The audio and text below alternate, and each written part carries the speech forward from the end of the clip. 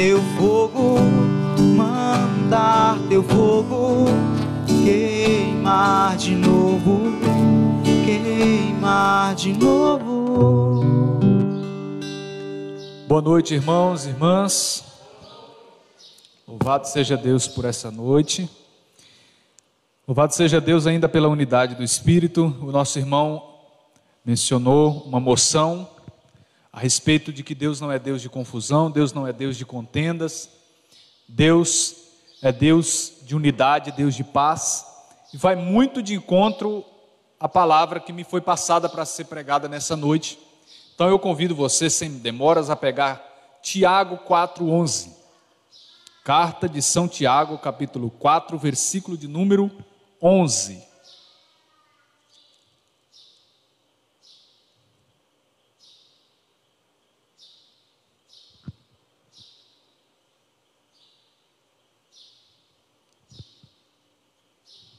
Amém?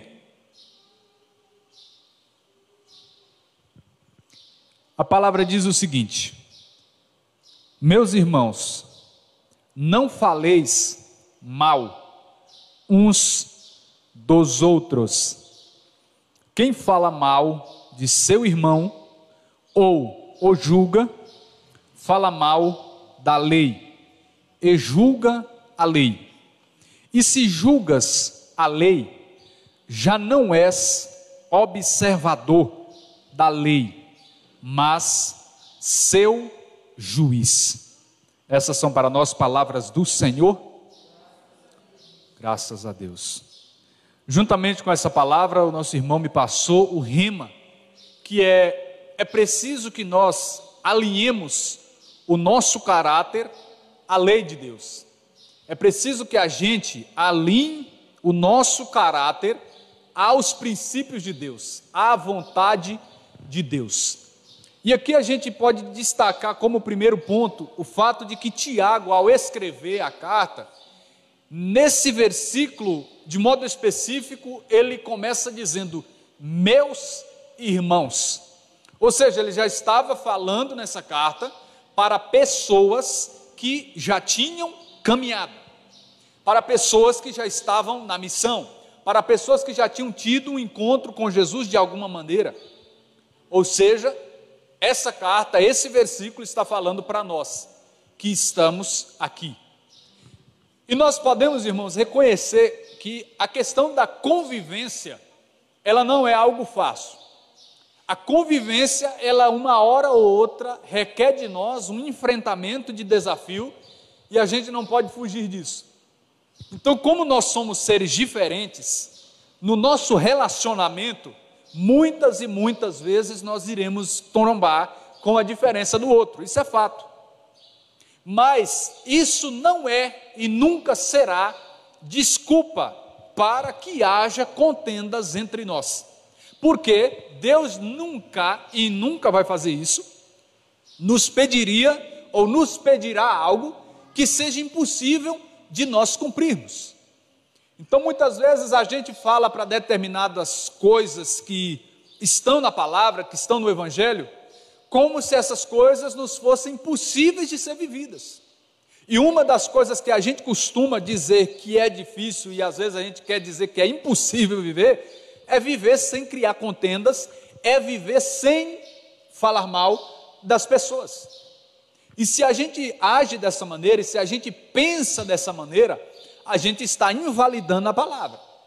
Porque se está na palavra um mandamento para nós de que é preciso que a gente viva em unidade, é óbvio que é possível a gente viver em unidade. Então, bem assim é para com todas as áreas da nossa vida. E ao falar sobre unidade, ao falar sobre a forma de nos relacionar, principalmente por meio das palavras, a gente não consegue se a gente não tiver uma vida no Espírito. Assim como a castidade, assim como, enfim, qualquer área, se a gente não tiver uma vida no Espírito, a gente deixa se levar pela nossa natureza carnal sempre. E principalmente quem tem um temperamento mais afogueado, não é não, Rubens? Você sofre, né? Então tem gente que tem uma tendência maior de explodir, cara. Tem gente que é mais manso, você pode arrumar uma pedra nele, ele está igual, eu acho que Estevão era fleumático. Porque Estevão, ele está lá em Atos 7, apedrejado, e ele ajoelha, olha para o céu, vê Jesus e ele diz: perdoa, eles não sabem o que fazem.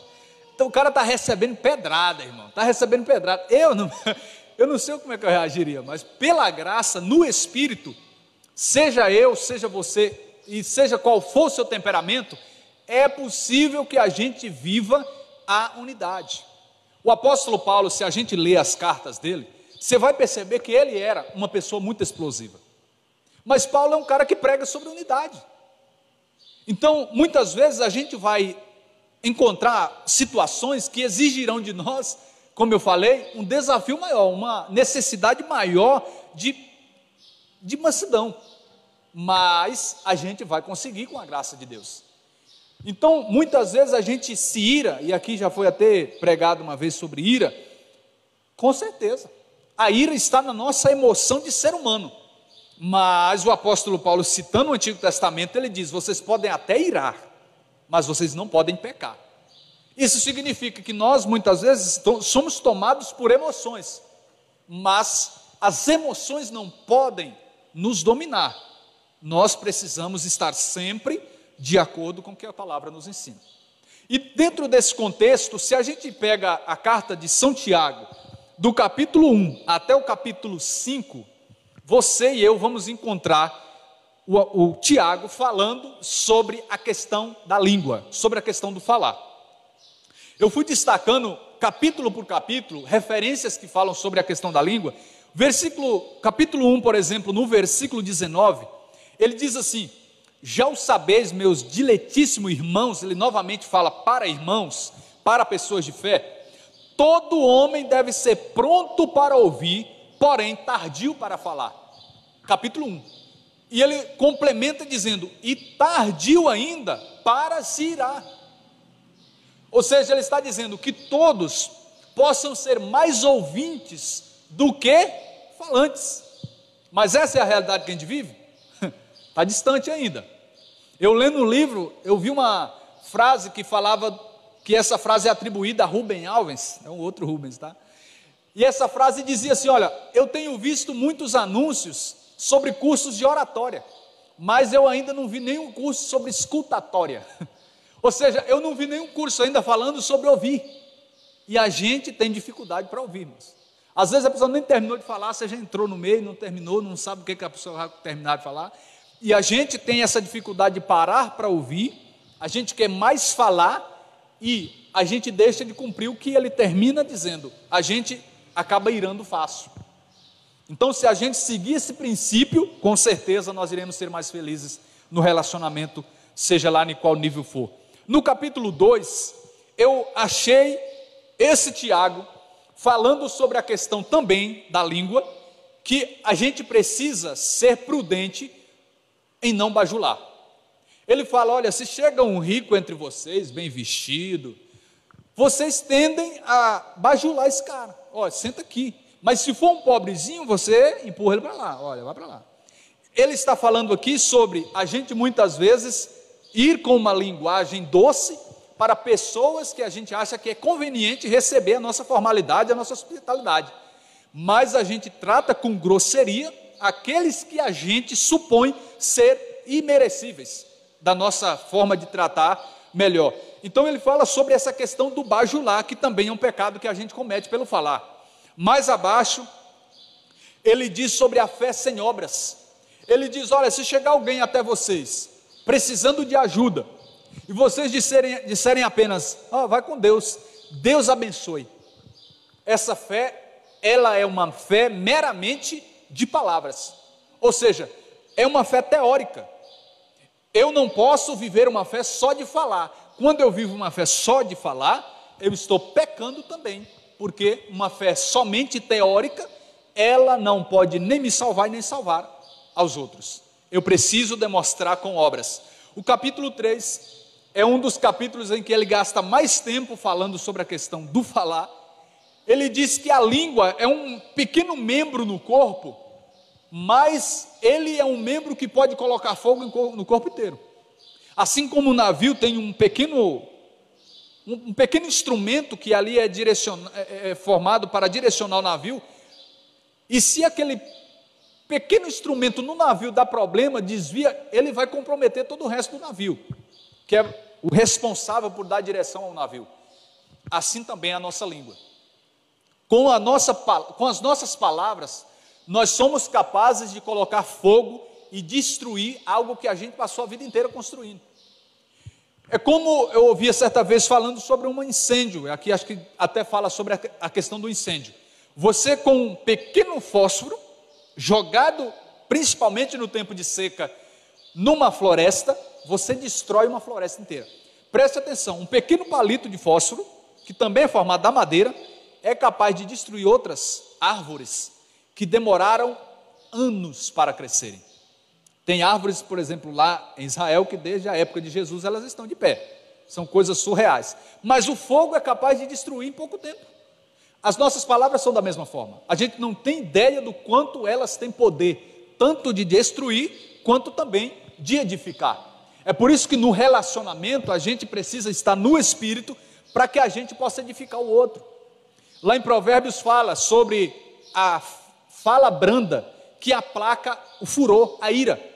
Ou seja, a forma como a gente conversa, até mesmo coisas complicadas, faz com que a paz reine. Mas o que a gente vê muitas vezes é uma pequena coisa que poderia ser resolvida de uma maneira fácil, sendo resolvida de uma maneira totalmente desnecessária, gente. E a gente sempre segue por esse caminho. Mas no Espírito é preciso que a gente mude isso. No capítulo 4 nós encontramos ele falando sobre exatamente o julgar, que foi o texto que nós lemos. Não faleis mal uns dos outros. Perceba que nos 4 capítulos ele está falando sobre o pecado da língua.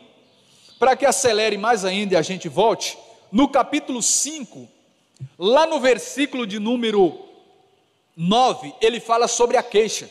Não vos queixeis uns dos outros para que sejais julgados, para que não sejais julgados, eis que o juiz está à porta. E mais abaixo ele fala que vosso sim seja sim e que o vosso não seja não. Ele estava falando sobre não jurar. Então 2 coisas no capítulo 5 ele destaca: não queixar contra os outros e também não jurar. Ou seja, às vezes a gente fica jurando para que a nossa palavra seja confirmada. Ele está dizendo, olha, se vocês são realmente pessoas de confiança, você fala sim e é sim, acabou. Jesus diz isso, Mateus 5,37. Se o vosso não é não, acabou. Você não precisa ficar jurando. E a gente às vezes fala, olha, eu juro por isso, eu juro por aquilo, eu juro por São Patrício, eu juro por sei quem. Não precisa, é sim, é sim. Não, não, é verdade. Não precisa jurar. Porque assim também a gente corre o risco de pecar pela língua. E quando ele fala sobre tudo isso, ele chega a um upgrade aqui na fé. Lá no versículo 16, ele diz assim: confessai os vossos pecados uns aos outros. Olha, depois ele fala assim, olha, vocês precisam cuidar tanto do vosso modo de proceder, do vosso caráter, entre irmãos, que vocês precisam chegar a um nível que vocês sejam capazes de confessar as vossas faltas uns aos outros. Porque o contrário de confessar as faltas uns aos outros é você confessar o pecado do outro para o outro. É diferente. Aqui ele está falando sobre um nível de confiança mútua. Ele está dizendo, vocês precisam chegar a um nível de maturidade onde vocês podem confessar os seus erros entre vocês, e isso fica entre vocês, e isso seja resolvido entre vocês. Mas a gente tem a tendência de não confessar entre nós, de não abrir o coração entre nós, mas de abrir o coração, entre aspas, para outras pessoas que não tem nada a ver. Ou quando a gente está longe da pessoa, a gente senta o cacete a falar mal, e isso é totalmente errado, e a gente tem tendência de fazer dessa forma. Em Mateus 11, quando os discípulos de João Batista chegam até Jesus e diz, o João lá pediu para perguntar ao Senhor se o Senhor é realmente o Messias, ou se a gente tem que esperar um pouco mais. Jesus fala, olha, vocês estão vendo cego ser curado, coxo andando, paralítico andando, vai e fala para ele. Depois que eles saíram, Jesus vira para a multidão e começa a elogiar João. ele dá uma exortação aos discípulos de João Batista, dizendo: precisa de mais sinais ainda? Fala para ele que aqui tem sinal de sobra para mostrar que eu sou o Messias. Mas ele fala para que isso seja direcionado a João. Jesus não estava falando de João Batista pelas costas, ele estava dizendo para João que ele era realmente o Messias. Mas quando ele vira para a multidão, Jesus diz: não há nenhum homem nascido de mulher que seja igual a João Batista. Ou seja, ele elogia João Batista para a multidão. Mas, infelizmente, o modo errado da gente proceder é a gente, ao invés de elogiar os outros pelas costas e corrigir pessoalmente, a gente descarrega falando mal dos outros pelas costas e pessoalmente a gente mostra ser um amigão. Isso é muito triste, irmãos. E a gente precisa rever o nosso caráter, porque não é de cristão falar mal uns dos outros pelas costas. A gente tem que ser franco, a gente tem que chegar ao nível de maturidade que Tiago está falando. Se a gente tiver uma coisa para resolver, que a gente resolva com a pessoa que a gente tem um problema. O que a palavra fala? Olha, se um irmão está desviando, se está causando problema, chega nele, fala com ele. Se não deu certo com ele, chama a testemunha não resolveu, vai para a liderança da igreja. Mas a gente faz ao contrário, infelizmente, a gente faz ao contrário. E é preciso que nessa noite, irmãos, a gente possa refletir o quanto que a gente fala mal das pessoas pelas costas. É uma coisa que a gente muitas vezes sente até prazer. Por que sente prazer?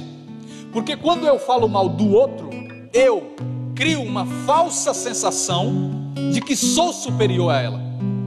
Quando eu dou ênfase, quando eu dou evidência ao pecado, ao erro do outro, eu deixo de olhar para mim mesmo, eu deixo de examinar a mim próprio. É por isso que o apóstolo Paulo diz: examinai a vós mesmos. E ele fala isso bem no contexto da Eucaristia. Lá atrás também no Evangelho, nos capítulos 5, se não me engano, de Mateus, Jesus diz: olha, se você tiver uma oferta para entregar no altar e lembrar que o teu irmão tem queixa contra ti, resolve primeiro, porque não tem como você ter relacionamento comigo se você não está em unidade com o teu irmão. Lá em 1 João fala sobre a mesma coisa. Diz: como é que eu posso dizer que amo a Deus que não vejo, se o irmão que está do meu lado eu não consigo amar? O nosso relacionamento com Deus, ele está totalmente ligado com a nossa vivência entre irmãos. Então é preciso que a gente seja muito mais crítico com a gente mesmo do que crítico com os outros. Se fosse assim, as coisas seriam muito mais fáceis, porque a gente iria olhar para a nossa vida, para o nosso pecado sempre, ao invés de ficar procurando culpados. Quando a gente fica procurando transferir a responsabilidade muitas vezes para o outro, os problemas não são resolvidos, porque eu transfiro para o outro diz: não fui eu, transfere para o outro transfere para o outro, isso nunca vai ser resolvido. Mas quando a gente assume, e olha só, chega a um ponto em que a gente às vezes tem que reconhecer se errado sem estar errado. Isso a gente vê na vida dos santos. Isso é um nível de maturidade e entrosamento com o Espírito Santo, ao ponto de que, como a moção é assemelhar, alinhar ao caráter de Deus, à lei de Deus, a gente começa a assemelhar a Cristo de uma maneira herde, de uma maneira profunda, porque Jesus está lá sendo condenado, sendo julgado, sendo xingado, e Jesus não se defende, como se ele realmente fosse culpado. Ele não se defende. Então isso precisa ser um caminho de progressão. Eu não digo para você que você vai de uma vez por outra ser a pessoa que não vai falar de ninguém. Precisa ser um exercício, porque quando menos a gente se espera, a gente está falando mal de alguém. Precisa a gente lembrar: eu não posso falar, eu preciso me educar pela força do Espírito Santo. Eu preciso trabalhar as minhas palavras para que elas sejam palavras de paz e não de maldição, porque da mesma fonte não pode sair água doce e água amarga. Da mesma fonte precisa sempre sair uma mesma água. Então fiquemos de pé nesse momento. A gente sabe que o homem por si só não pode se salvar, nós por nós mesmos não podemos nos justificar, isso só é possível por meio da graça de Deus. Então, se a gente procurar ser santo pelas nossas próprias forças, jamais conseguiremos.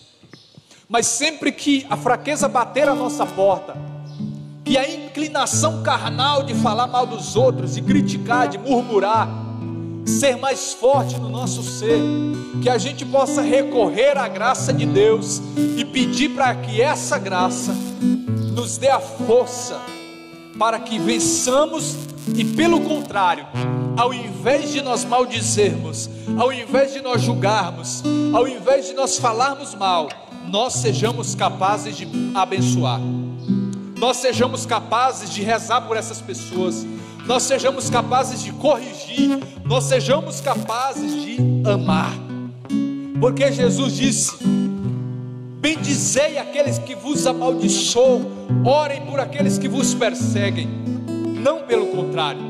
O apóstolo Paulo em Romanos diz: não pagueis o mal com o mal, mas pagueis o mal com o bem. Senhor Jesus, nos dê essa graça, nos dê essa força, para que a gente não possa ser hipócrita com os irmãos. O que a gente tiver de resolver, que a gente resolva com a pessoa, que a gente fale diretamente, que a gente evite ficar evidenciando o pecado dos outros, porque nós não somos perfeitos, porque esta mesma carta de São Tiago diz: quem és tu para julgar o teu irmão? Paulo aos Romanos também diz a mesma coisa: quem és tu para julgar o outro? Jesus diz em Mateus 7: porque você não analisa a trave que está no teu olho, antes de ficar procurando o cisco que está no olho do outro? Espírito Santo, derrame sobre nós a tua unção, derrame sobre nós a tua graça, porque o avivamento passa pelo caráter, o avivamento passa por uma vida coerente.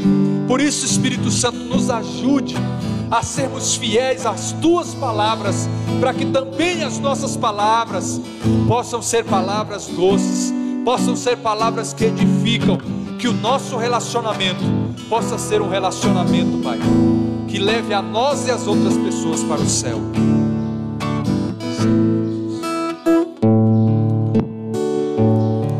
Renova-me, Senhor Jesus, já não quero ser igual. Renova-me, Senhor Jesus, põe em mim teu coração, porque tudo que há dentro de mim precisa ser mudado, Senhor, porque tudo que há dentro do meu coração precisa mais de ti, porque tudo que há dentro de mim precisa ser mudado, Senhor, porque tudo que há dentro do meu coração precisa mais de ti. Senhor Jesus, nós precisamos mais de ti. A nossa natureza está sempre nos puxando para o erro, está sempre nos puxando para olhar o erro do outro, o pecado do outro, a falha do outro, e esquecermos das nossas. Que a gente possa, Senhor Deus, o máximo possível enxergar a nós mesmos, enxergar, examinar o nosso próprio ser, e não ficar procurando o erro do outro, Senhor Jesus. Nos ajude, Senhor Jesus, porque como disse um santo da igreja, ou foi uma santa: quem julga os outros não tem tempo de amá-las. Que a gente, Senhor, possa ser pessoas que têm o tempo ocupado amando e não julgando, Senhor. Quando a gente não ter como resolver, que a gente busque o silêncio, porque São Tiago nos ensina: seja tardio no falar e seja mais tardio ainda no irar-se. Nos ajude, Senhor Jesus. Nos ajude, Senhor Jesus. Nos ajude, Senhor Jesus. Porque tudo que há